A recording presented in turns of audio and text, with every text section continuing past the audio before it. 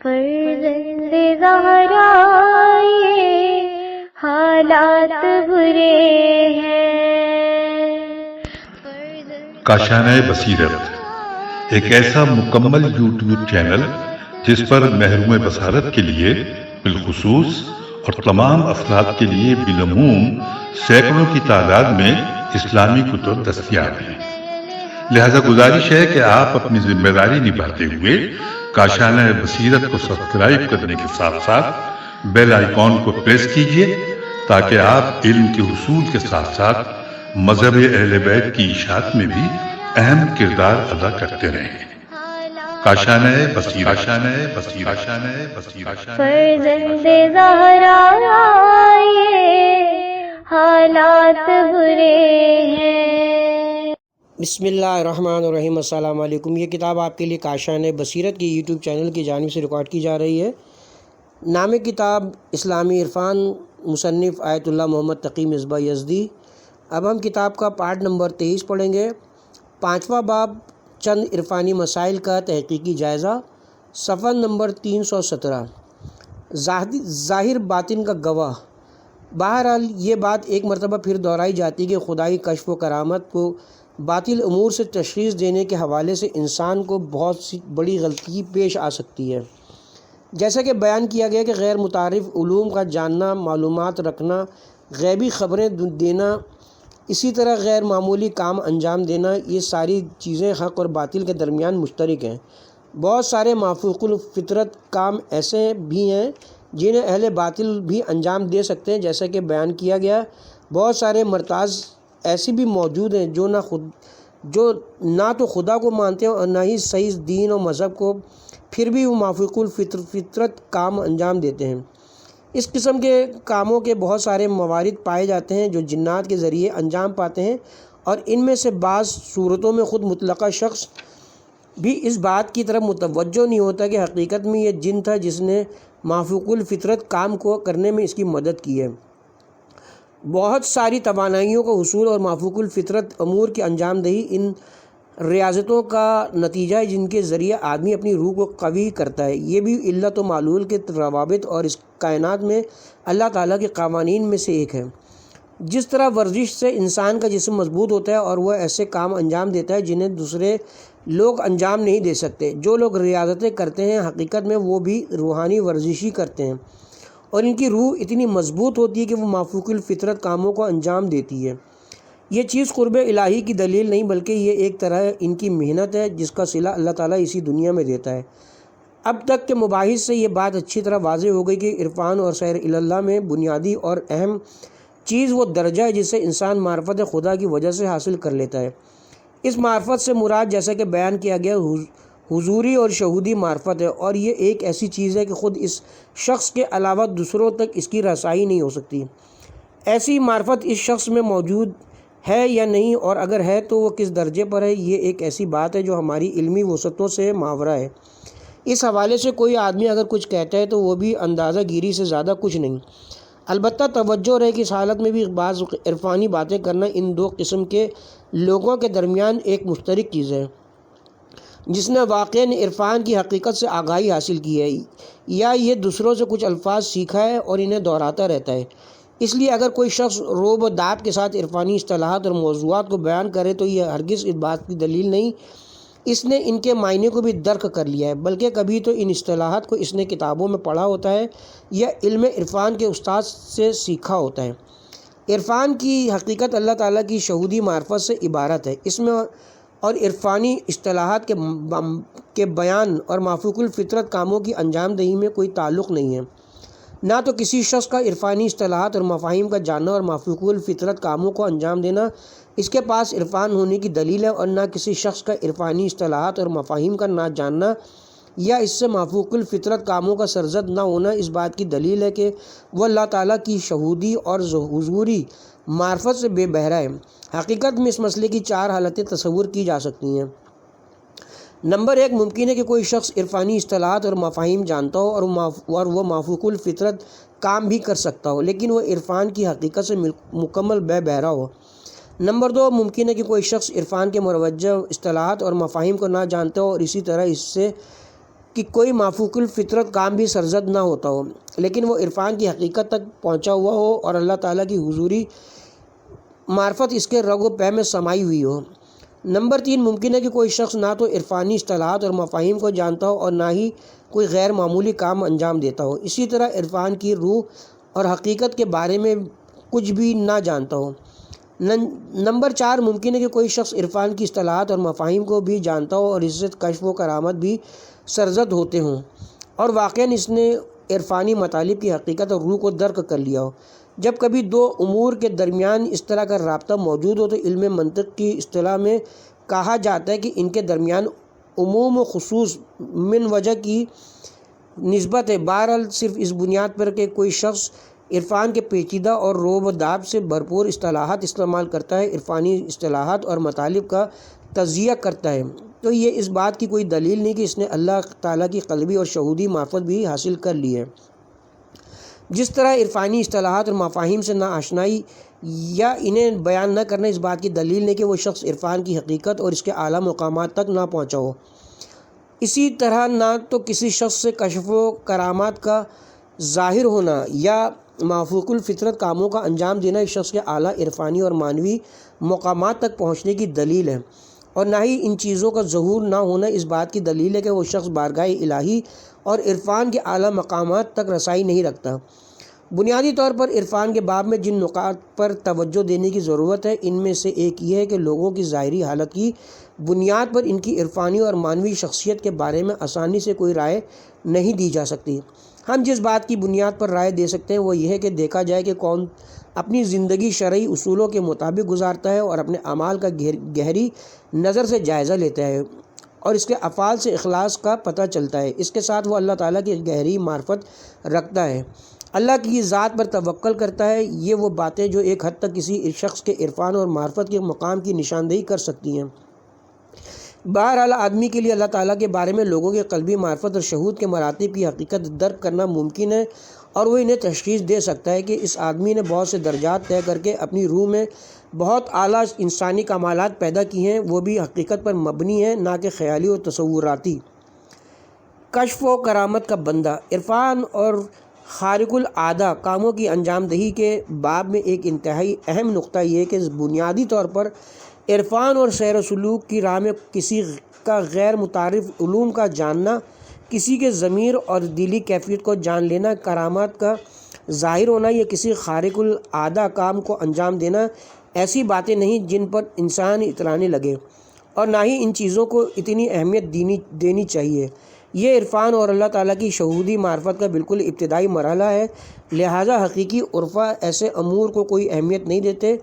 اللہ تعالیٰ اپنی مصلحت کے مطابق جسے بہتر سمجھتا ہے کبھی کبھار ان میں سے بعض امور عطا کر دیتا ہے، اور ممکن ہے کسی مصلحت کے تحت بعض افراد کو دینے سے دریغ کرے، جیسا کہ بعض امور میں کچھ لوگ صاحب کرامت ہوتے ہیں لیکن کسی مصلحت سے اسے ظاہر نہیں کرتے۔ بنیادی طور پر اس بات پر توجہ دینے کی ضرورت ہے کہ کشف و کرامت اور ان جیسی چیزیں اتنی اہمیت کی حامل نہیں کہ انسان ان سے دل لگا بیٹھے، اور اگر گہری نظر سے دیکھا جائے تو ان امور سے دل لگانا ایک طرح کا شرک اور شیطانی جال ہے۔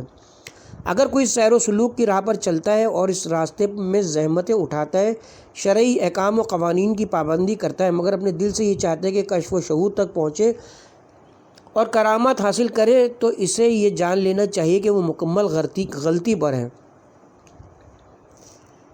اور باطل کے راستے پر چل پڑا ہے۔ ایسا شخص خدا کی بندگی کے مقام پر نہیں بلکہ حقیقت میں کشف و شہود اور کرامات کا بندہ ہے۔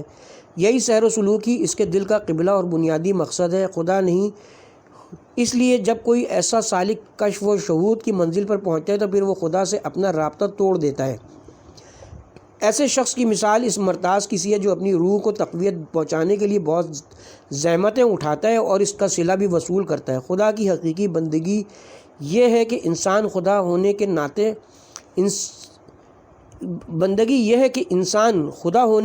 اس کی بندگی کرے اور بس خدا کی مصلحت وہی سمجھے کہ کس کو نوازے اور کس کو محروم کر رکھے۔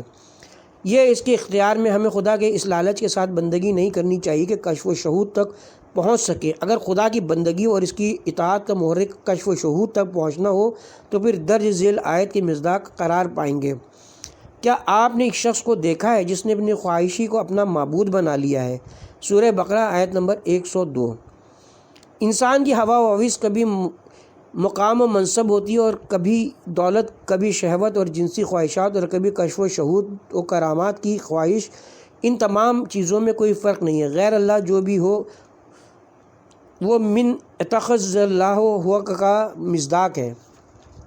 جس طرح کسی کے دل میں مقام و منصب تک پہنچنے کی خواہش ہو اور وہ اس کے لیے جد و جہد کر رہا ہو، یا کشف و کرامت حاصل کرنے کی خواہش ہو، ان دونوں پر ہوائے نفس کے اطلاق میں کوئی فرق نہیں ہے۔ اس لیے سیر و سلوک کی راہ کا اہم ترین مسئلہ نیت کو خالص رکھنا ہے۔ انسان کو چاہیے کہ ابتدائی ہی سے ہر کام کو صرف خدا کی خوشنودی اور اس کے تعمیل حکم کی نیت سے انجام دے، نہ مقام و منصب تک پہنچنے یا خدا کے علاوہ کسی اور کی خوشنودی کی نیت سے انجام دے۔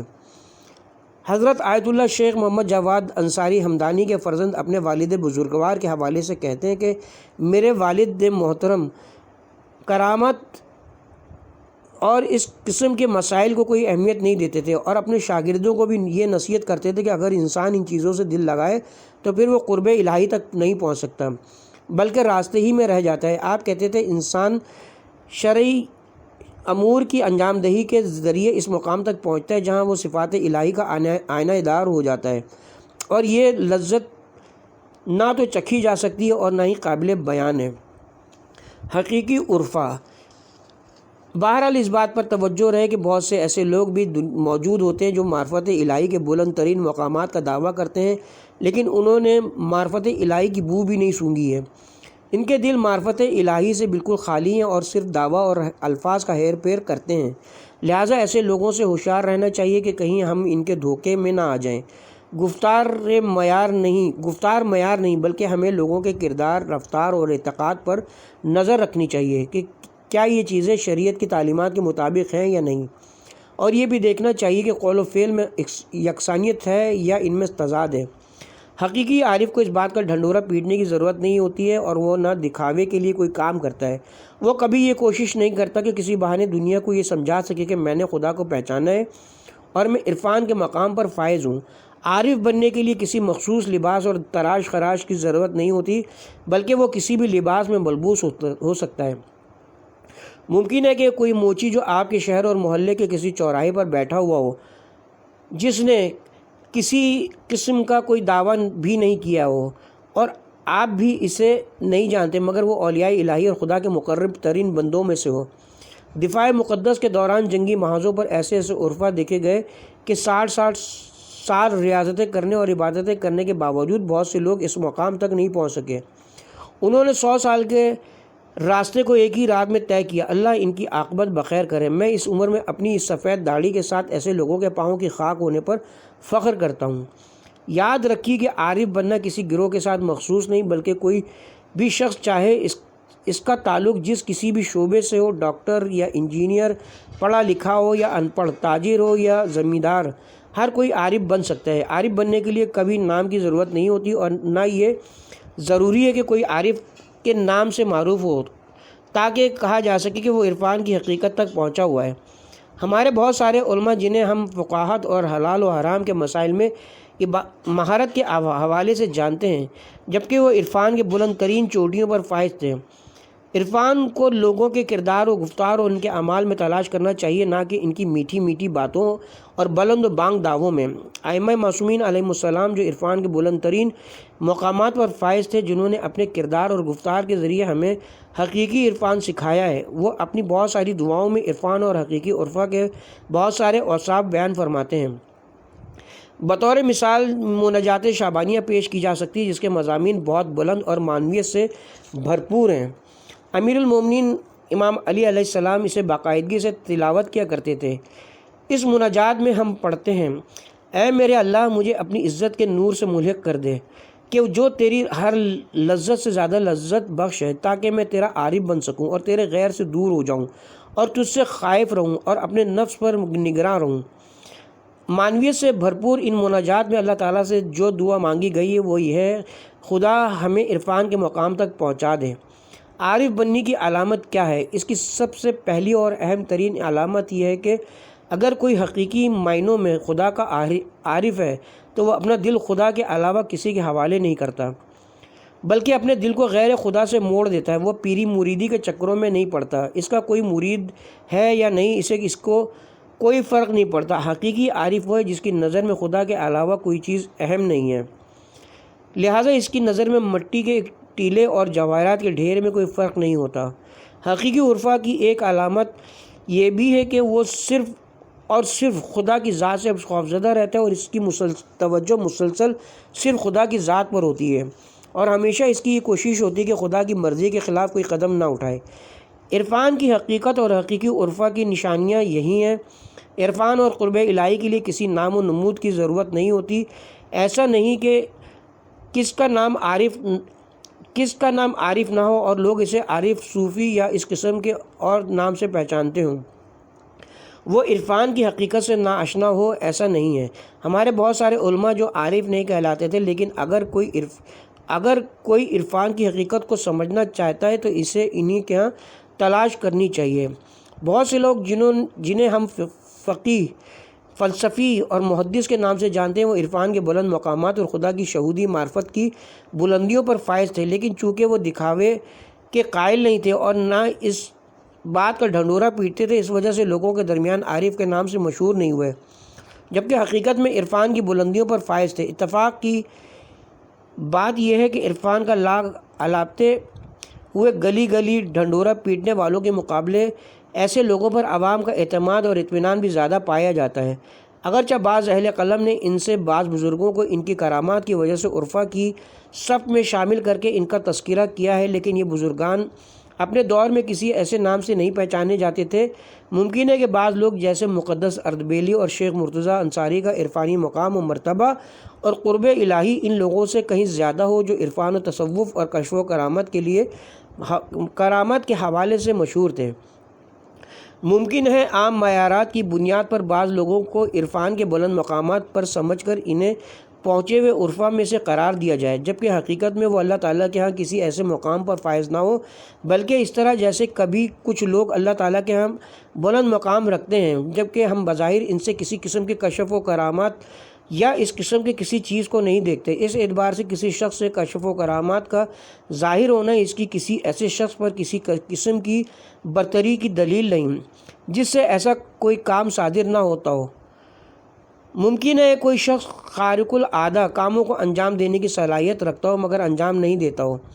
اتفاقاً یہ خود بھی ایک کمال ہے کہ انسان خارق العادہ کاموں کو انجام دینے کی صلاحیت رکھنے کے باوجود انہیں انجام نہ دے، تاکہ کہیں لوگ اسے پہچان نہ لیں کہ جس کے نتیجے میں اس کے اعمال اور عبادات میں خود نمائی اور ریاکاری کا شائبہ پیدا ہو جائے۔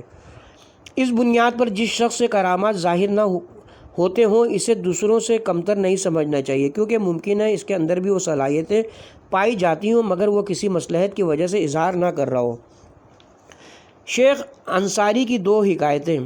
شیخ انصاری ایک بہت بڑے شیعہ عالم تھے۔ آپ کا شمار ملت تشیع کے مؤثر اور برجستہ علماء میں ہوتا ہے۔ آپ کی دو عظیم کتابیں رسائل اور مقاصد سال سے شیعوں کے حوزات علمیہ میں پڑھائی جاتی ہیں۔ یہی وجہ ہے آپ کے بعد پیدا ہونے والے تمام شیعہ فقہ اس عظیم عالم دین کے علمی خوشہ چین شمار ہوتے ہیں۔ آپ کے علمی مقام و منزلت اور فقہ و اصول میں لائے جانے والی جدیدیت سے قطع نظر جو بات آپ کی عظمت کو ممتاز کر دیتی ہے وہ آپ کا زہد و تقوی اور آپ کے معنوی فضائل و کمالات ہیں۔ شیخ انصاری کا شمار ان لوگوں میں ہوتا ہے جن کی زندگی، شخصیت، کردار اور گفتار میں عرفان کی حقیقت کو تلاش کیا جا سکتا ہے۔ اگرچہ آپ نہ تو عرفان کا درس دیا کرتے تھے اور نہ ہی عرفان پر آپ نے کوئی کتاب لکھی ہے اور نہ ہی اپنے شاگردوں اور عوام کے درمیان عارف کی حیثیت سے کوئی شہرت رکھتے تھے، لیکن پوری زندگی میں خدا سے آپ کی وابستگی سب کے سامنے واضح ہے۔ شیخ کی زندگی میں اخلاقیات ان کی روح میں بس عرفان کو ثابت کرنے کے لیے بہت کچھ کہا اور لکھا جا سکتا ہے، لیکن اس مختصر کتاب میں اس بات کی گنجائش نہیں۔ بہرحال ان آخری سطور میں بیان کردہ نکات کے ثبوت کے لیے اس عبد صالح سے متعلق ایک دو حکایتیں بیان کرنا دلچسپی سے خالی نہیں ہوگا۔ لکھا گیا کہ جن دنوں شیخ انصاری نجف میں زندگی گزار رہے تھے، اس دوران گرمیوں کے ایک دن آپ اپنے گھر میں داخل ہوئے۔ جو لوگ گرمیوں میں نجف گئے ہیں وہ جانتے ہیں کہ نجف میں کتنی سخت اور جھلسا دینے والی گرمی ہوتی ہے۔ بہرحال شیخ انصاری اس گرمی میں گھر میں داخل ہوئے جبکہ آپ کو سخت پیاس لگی ہوئی تھی۔ آپ نے گھر پہنچتے ہی پانی مانگا۔ اس دور میں نجف میں برف اور فریج وغیرہ نہیں ہوتے تھے، لہٰذا موسم گرما میں کھانے پینے کی چیزوں کو ٹھنڈا رکھنے کے لیے انتہائی گہرے سرداب بنائے جاتے تھے اور ان سردابوں میں مٹکوں کے اندر پانی رکھا جاتا تھا تاکہ ٹھنڈا ہو سکے۔ اب جب شیخ انصاری نے پانی مانگا تو سرداب میں جا کر پانی لانے کی اس فرصت کو غنیمت سمجھتے ہوئے شیخ نے کہا چلو 2 رکعت نماز پڑھتا ہوں۔ آپ تصور کیجئے کہ نجف کی گرمی جو 50 ڈگری سینٹی گریڈ ہے اور شیخ بھی درس و تدریس سے تھک ہار کر آئے ہیں اور پانی لانے کے لیے کہا ہے، لیکن اس مختصر مدت میں بھی بیکار نہیں بیٹھتے۔ بہرحال ہوا یہ کہ شیخ نماز میں مشغول ہو جانے کے بعد ایک خاص قسم کی معنویت محسوس کرتے ہیں اور ایک طویل سورت تلاوت کرتے ہیں، جس کی وجہ سے شیخ کی نماز لمبی ہو جاتی ہے اور پانی گرم ہو جاتا ہے۔ شیخ وہی گرم پانی پی لیتے ہیں اور اپنے کاموں میں مصروف ہو جاتے ہیں۔ آپ بتائیں کہ عرفان یہ ہے یا یہ کہ کوئی صاحب جو پیرس، سوئٹزرلینڈ اور امریکہ کے کسی محل میں جا بیٹھے اور مریدوں کو جمع کرنے کا حکم دے؟ انصاف سے بتائیں کہ حقیقی اور واقعی عرفان کون سا ہے؟ شیخ انصاری کا نجف میں بیٹھ کر زہد و تقوی کے ساتھ زندگی گزارنا عرفان کے قریب ہے یا کسی صاحب کا سرزمین کفر کے کسی محل میں بیٹھنا زیادہ عرفان کے قریب ہے؟ شیخ انصاری انتہائی سادہ کھدر کے کپڑے پہنتے تھے اور ظاہری وضاحت کے لحاظ سے بھی انتہائی سادہ زندگی گزارتے تھے۔ ہمارے اساتذہ شیخ کے شاگردوں اور ان کے ہم اثر لوگوں سے نقل کرتے تھے کہ شیخ کا ظاہری حلیہ ایسا تھا کہ اگر کوئی شخص شیخ کو نہیں پہچانتا اور کہیں انہیں دیکھ لیتا تو سمجھتا شاید یہ کوئی گورکن ہے، جبکہ اس وقت بھی ہر روز مختلف شہروں اور ملکوں سے خمس اور سہم امام کے پیسوں، سونا چاندی اور دوسری چیزوں سے بھرے ہوئے تھیلے آپ کے پاس آتے تھے، لیکن آپ ان سے کوئی چیز نہیں لیتے تھے۔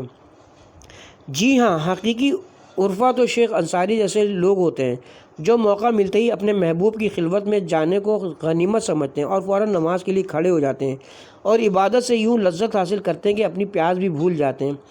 وہ لوگ دنیا اور اس کی چمک دمک سے یوں دوری اختیار کر لیتے ہیں کہ ان کے پاس بے شمار مال و دولت اور جواہرات ہوتے ہوئے مختصر سی چیزوں پر اپنا گزارا کرتے ہیں۔ اس حوالے سے شیخ انصاری سے ایک اور انتہائی دلچسپ واقعہ نقل کیا جاتا ہے۔ شیخ انصاری کے ایک شاگرد کا کہنا کہ ایک مرتبہ میں نے خواب میں شیطان کو دیکھا کہ اس کے ہاتھ میں رنگ برنگی رسیاں تھیں۔ میں نے اس سے پوچھا یہ رسیاں کیا ہیں اور کس کے لیے؟ اس نے کہا ان رسیوں کے ذریعے میں لوگوں کو دھوکہ دیتا ہوں اور ان کی گردنوں میں ڈال کر انہیں اپنے پیچھے کھینچتا ہوں۔ ان میں سے ایک پیسہ ہے، دوسری عورت، تیسری مقام و منزلت، چوتھی شہوت وغیرہ۔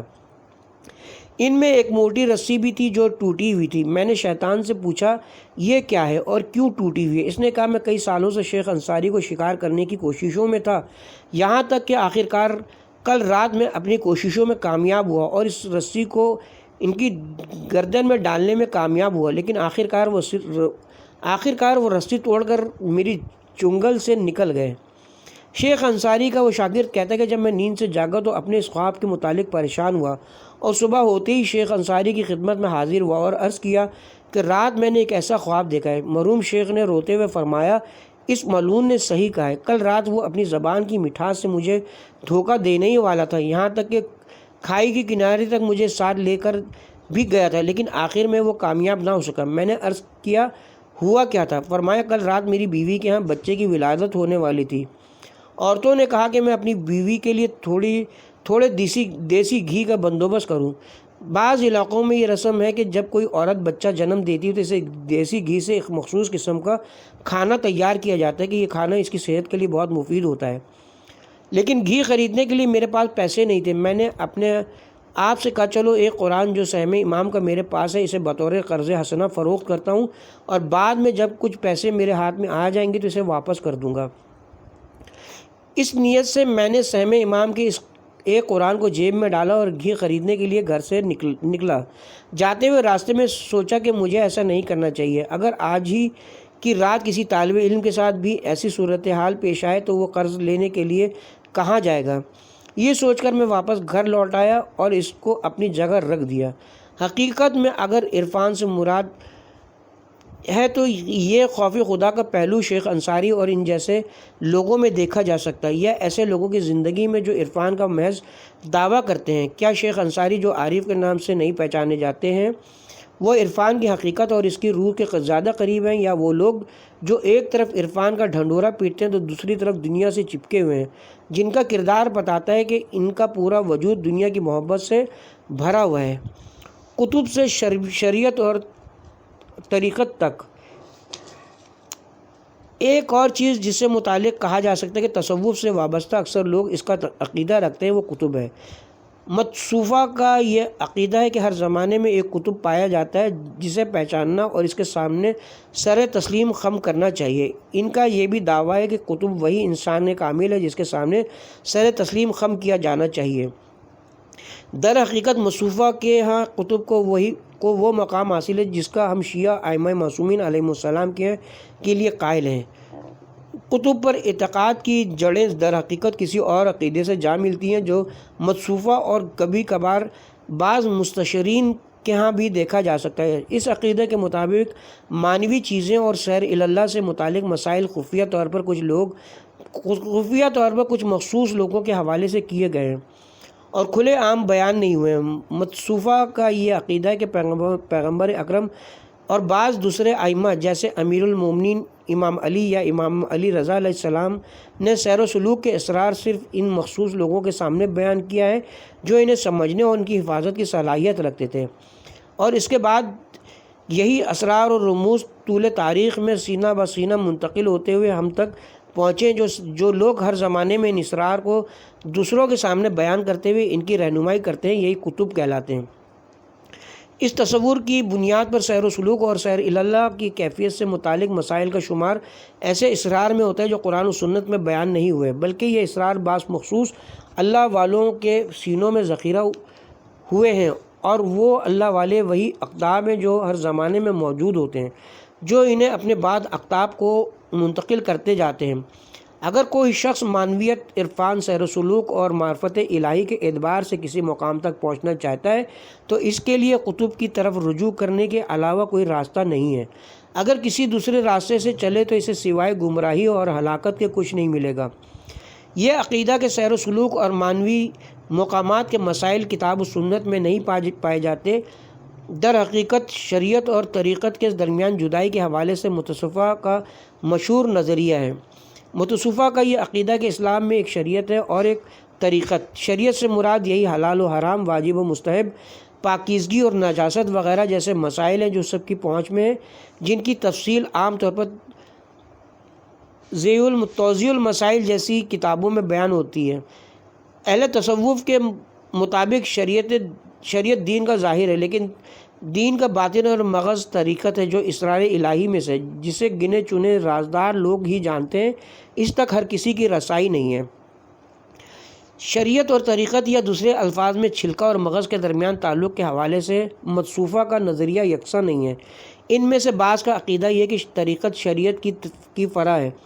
اس کے معنی یہ کہ تمام مراحل میں شریعت کے احکام کی رعایت ہونی چاہیے، لیکن اس کے ساتھ طریقت کے نام سے بھی کچھ آداب و رسوم پائے جاتے ہیں، انہیں بھی انجام دینا ضروری ہے۔ اگر ایسا نہ کیا تو پھر ہم ہمیشہ دین کے ظاہر اور اس کے چھلکے سے چپکے رہیں گے اور کبھی دین کی جڑ، مغز اور اس کی حقیقت تک نہیں پہنچ سکیں گے۔ ان کے مقابلے میں متصوفہ ایک دوسرا گروہ بھی ہے جو شریعت اور طریقت کے درمیان فرق بیان کرتے ہوئے کہتا ہے کہ شریعت طریقت کا مقدمہ اور اس میں داخل ہونے کا دروازہ ہے، اور انسان شرعی احکام پر عمل کر کے طریقت میں داخل ہونے کی صلاحیت حاصل کرتا ہے، لیکن جب شریعت سے گزر کر طریقت میں داخل ہو جائے تو شریعت پر عمل کی ضرورت باقی نہیں رہتی۔ دوسرے الفاظ میں اللہ تعالیٰ کے حلال و حرام، واجب و مستحب اور ان جیسے احکام بیان کرنے کا مقصد یہ کہ لوگ ان پر عمل کرتے ہوئے معنوی مقامات اور الہی تجلیات تک پہنچنے کی صلاحیت حاصل کر لیں۔ اس طرح جب یہ قابلیت اور صلاحیت پیدا ہو جائے تو شریعت کا مقصد حاصل ہوگا، لہٰذا اب اس پر عمل کرنے کی کوئی ضرورت باقی نہیں رہتی ہے۔ امام خمینی اس سلسلے میں فرماتے ہیں، یہ بات سمجھ لیجئے کہ معرفت الہی کا کوئی بھی راستہ ظاہر شریعت سے شروع کیے بغیر طے نہیں کیا جا سکتا۔ جب تک انسان شریعت حقہ کے آداب کا پابند نہ ہو جائے، کسی قسم کا اخلاق حسنہ حقیقت نہیں بن سکتا، اور نہ ہی معرفت الہی کے نور کا اس کے دل میں معرفت الہی کے نور اس کے دل میں جلوہ گر ہونا ممکن ہے، اور نہ علم و باطن اور اسرار شریعت کا انکشاف اس کے لیے ہو سکے گا۔ اگر اس کے دل میں حقیقت منکشف ہو بھی جائے اور انوار معارف ظاہر ہو بھی جائیں تو بھی دل ظاہری آداب سے مزین ہوگا۔ اس لیے جن لوگوں نے دعویٰ کیا کہ ترک ظاہر سے علم باطن حاصل کیا جائے، یہ کہنا بھی غلط ہے کہ باطن کے جلوہ گر ہونے سے آداب ظاہری کی ضرورت باقی نہیں رہتی، کیونکہ یہ اس بات کی غمازی کرتا ہے کہ کہنے والا آداب بندگی اور مدارج انسانیت سے ناواقف ہے۔ چہل حدیث صفحہ نمبر 8۔ یہ گروہ یہاں تک کہ عبادات کو بھی اس قانون سے مستثنیٰ نہیں سمجھتا، اور اس کا یہ عقیدہ ہے کہ جس شخص نے شریعت کا مرحلہ طے کر کے طریقت کے مرحلے میں قدم رکھا، اسے نماز پڑھنے کی کوئی ضرورت نہیں ہے۔ وہ اس حوالے سے بعض قرآنی آیات اور روایات سے استدلال کرتا ہے، مثلاً ان میں سے ایک آیت جس سے وہ استدلال کرتا ہے سورہ ہجر آیت نمبر 99، اپنے پروردگار کی عبادت کرتے رہو یہاں تک کہ یقین موت آ جائے۔ اہل تصوف کا یہ گروہ اس آیت کی یوں تفسیر کرتا ہے کہ اللہ تعالیٰ نے پیغمبر اکرم سے فرمایا کہ اپنے پروردگار کی عبادت کرتے رہو تاکہ یقین کی منزل تک پہنچ سکو۔ اس کا مطلب یہ ہے کہ جب یقین کی منزل پر پہنچ گئے تو پھر عبادت کی ضرورت نہیں ہے۔ اس بات پر لفظ حتی دلالت کرتا ہے جو عربی ادب میں کسی بھی کام کی غایت اور انتہا کو بیان کرنے کے لیے استعمال ہوتا ہے۔ اس لحاظ سے مذکورہ آیت کا مطلب یہ ہوگا کہ عبادت کا مقصد اور غرض و غایت یقین کی منزل تک پہنچنا ہے، اور جب انسان اس منزل تک پہنچ جائے تو پھر عبادت اور نماز پڑھنا ضروری نہیں ہے۔ لیکن اس بات پر توجہ بھی ضروری ہے، جیسا کہ مختلف تفاسیر میں آیا ہے کہ اس آیت میں لفظ یقین سے مراد موت ہے، نہ کہ علم اور اطمینان۔ جس طرح سورہ مدثر میں لفظ یقین اسی معنی میں استعمال ہوا ہے، جہاں قرآن گناہگاروں کی زبانی نقل کرتا ہے کہ قیامت کے دن جب اصحاب یمین ان سے پوچھیں گے کہ کس چیز کے سبب تم اس عذاب اور آگ میں مبتلا ہوئے، تو اس کے جواب میں وہ کہیں گے ہم نماز گزار نہیں تھے اور مسکین کو کھانا نہیں کھلایا کرتے تھے، لوگوں کے برے کاموں میں شامل ہو جایا کرتے تھے اور روز قیامت کی تکذیب کیا کرتے تھے، یہاں تک کہ ہمیں موت آ گئی۔ سورہ مدثر آیت نمبر 43 تا 47۔ اس کے علاوہ خود پیغمبر اکرم کی عملی سیرت بھی اس آیت سے اس طرح کا مطلب اخذ کیے جانے کے غلط ہونے پر ایک واضح دلیل ہے۔ کیا کوئی یہ دعویٰ کر سکتا ہے کہ وہ یقین کے مراتب معنوی مقامات اور سیر و سلوک کے درمیان میں پیغمبر اکرم سے آگے بڑھا ہو؟ یہ واضح ہے کہ آپ یقین اور کمال کے سب سے بلند ترین منزل پر فائز تھے، جبکہ عام انسان چاہے جس درجے پر بھی ہوں وہ پیغمبر اکرم کے گرد پاک کو بھی نہیں پہنچ سکتے۔ اس کے باوجود ہم دیکھتے ہیں کہ آپ اپنی بابرکت زندگی کے آخری لمحات تک عبادت الہی جیسے واجب اور مستحب نمازیں پڑھا کرتے تھے۔ اس کے باوجود کیا ایسا ہو سکتا ہے کہ ایک طرف سے ہم آپ کو اپنے لیے نمونہ عمل قرار دیں اور دوسری طرف سے یقین کے مقام پر پہنچنے کے بہانے عبادت الہی سے اپنی جان چھڑائیں؟ حقیقت یہ کہ اس قسم کی باتیں شیطانی وسوسے ہیں، لہٰذا ان کے باطل ہونے میں کسی قسم کا شک نہیں کرنا چاہیے۔ اسلام میں کہیں پر بھی شریعت اور طریقت کے نام سے دو الگ الگ چیزیں نہیں ہیں۔ اسلام میں زندگی گزارنے کا صرف ایک ہی طریقہ ہے جس کا مقصد انسانوں کو کمال کے بلند ترین مراتب اور قرب الہی تک پہنچانا ہے۔ اگر کوئی شخص کتاب و سنت میں بتائے گئے احکامات پر من و عن عمل کرتا جائے تو یقیناً وہ معرفت الہی، قرب الہی اور انسانی کمال کے بلندی پر پہنچ سکتا ہے۔ اسلام نے جہاں معرفت الہی کو بلند ترین مقام قرار دیا ہے، وہاں انسان کو اس تک پہنچنے کے لیے رہنمائی کرنے میں بھی ذرا برابر بخل سے کام نہیں لیا ہے۔ اس منزل تک پہنچنے کے لیے جن چیزوں کی ضرورت تھی انہیں انسان کو فراہم کرنے کے ساتھ اس سلسلے میں اہم باتوں پر بہت زیادہ تاکید کی گئی ہے۔ پچھلے باب میں اس پر تفصیل سے بحث ہو چکی ہے۔ اسلامی قوانین اور انسانی کمال کے لیے جس راستے کو مد نظر رکھا گیا ہے وہ کسی مخصوص شخص کے لیے نہیں ہے، سب کے لیے قابل فہم اور قابل استفادہ ہے۔ البتہ اسلام کی ایک خصوصیت ہے کہ اس کے پروگرام اور احکامات کچھ اس طرح کے ہیں کہ ہر کوئی اپنی قابلیت، معرفت اور کوششوں کے مطابق ان سے استفادہ کر سکتا ہے۔ اگرچہ ہم اس بات کا انکار نہیں کرتے کہ اس کے کچھ مسائل ایسے بھی ہیں جنہیں ہر کوئی سمجھنے کی صلاحیت نہیں رکھتا، لیکن خود سیر و سلوک کا راستہ کوئی ایسی چیز نہیں ہے کہ اللہ تعالیٰ نے اسے پہچانوانے میں بخل سے کام لیا ہو یا اسے تمام لوگوں کے اختیار میں نہ دیا ہو۔ دوسرے الفاظ میں یہ بات صحیح ہے کہ کچھ بلند حقائق پائے جاتے ہیں کہ شروع میں انسان انہیں درک کرنے کی صلاحیت نہیں رکھتا، لہٰذا ان تک پہنچنے کے لیے کمال اور معنویت کے کچھ مراتب طے کرنے ہوتے ہیں، لیکن ان مراتب تک پہنچنے کا راستہ جو ان حقائق کو درک اور مشاہدہ کرنے کا دروازہ ہے وہ سب کے لیے کھلا ہے۔ جو بھی اس پر چلے وہ مقصد تک پہنچ سکتا ہے۔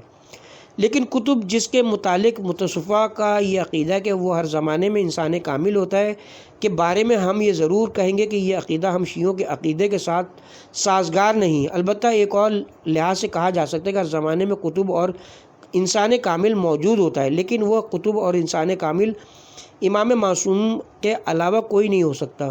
اس لحاظ سے ہمارے زمانے میں بھی ایک کتب پایا جاتا ہے اور وہ حضرت ولی عصر امام زمانہ ہیں۔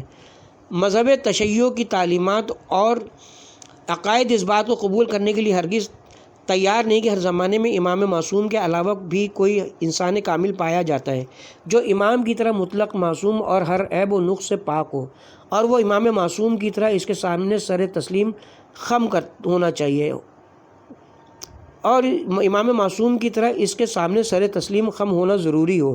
اس کے علاوہ اس سلسلے میں بعض اہل تصوف کا یہ بھی عقیدہ ہے کہ کتب کا وجود امام زمانہ کے ساتھ متحد ہے۔